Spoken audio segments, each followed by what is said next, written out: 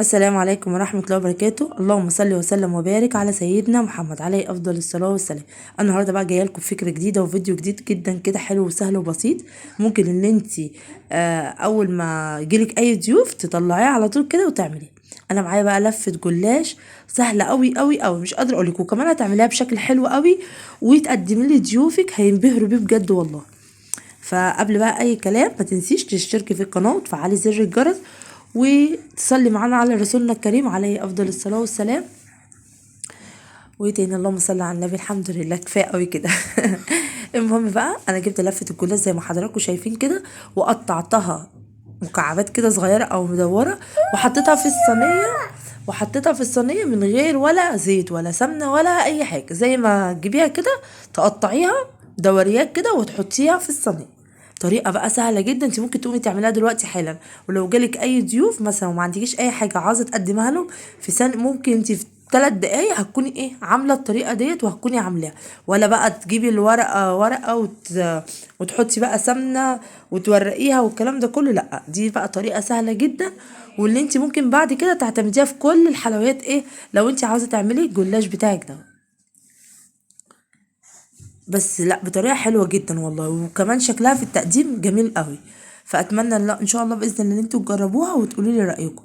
بصوا بقى، انا دي كانت برضو انا بنتي لعبت في اللفه، يعني زي ما هي تجيبيها بتقطعي، انا بقى عشان بنتي الصغيره قعدت تلعب فيها فبوظتها شويه، فانا ابتديت ان انا ارجعها تاني كلها سوا بعضها والفها زي ما كانت الاول.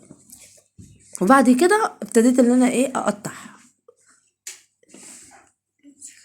بصوا بقى انا قطعتهم كده زي ما انتوا شايفين.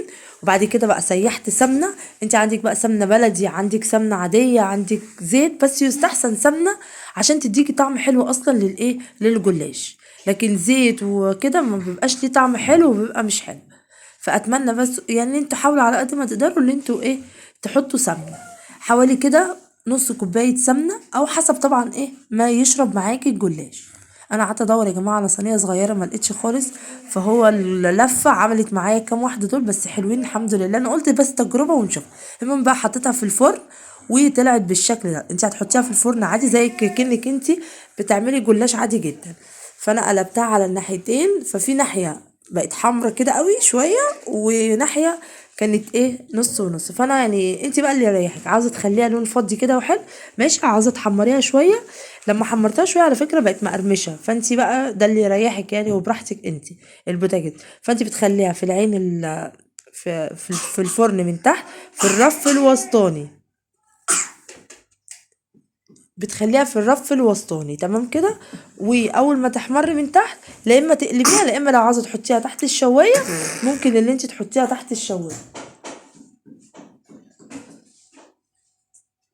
معلش يا جماعه بنتي عماله تكح عيانه، انتوا عارفين بقى الجو الايام دي صعب جدا، وكل الناس عيانه والاطفال عيانه، فربنا يحفظهم يا رب كلهم ان شاء الله باذن الله، ويشفيهم ويشفي كل مريض يا رب اللهم امين.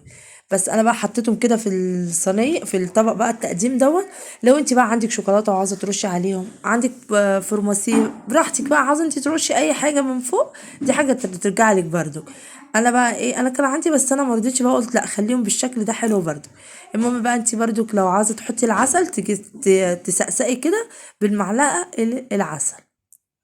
عاوزه اقول لكم اللي هي طريه جدا بسبب كمان السمنه اللي احنا بسبب السمنه اللي احنا حطيناها. فانت ممكن لو زودتي السمنه هتلاقيها برضو طعمها طريه وهتبقى حلوه معاكي، وحتى كمان مورقه من جوه. بصراحه كانت طعمها حلو قوي.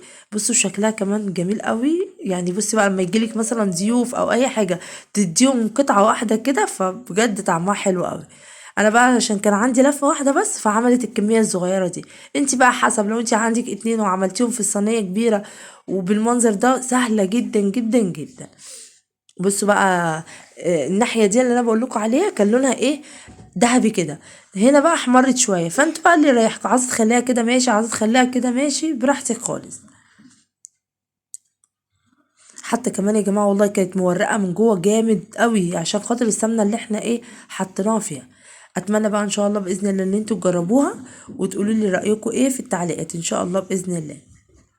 ما تنسوش بقى لو لسه لغايه دلوقتي ما عملتوش اللايك، اتمنى فضلا وليس امر تعملوا لايك وتفعلوا زر الجرس عشان اي فيديو جديد انا بنزله يوصل لكم على طول ان شاء الله باذن الله.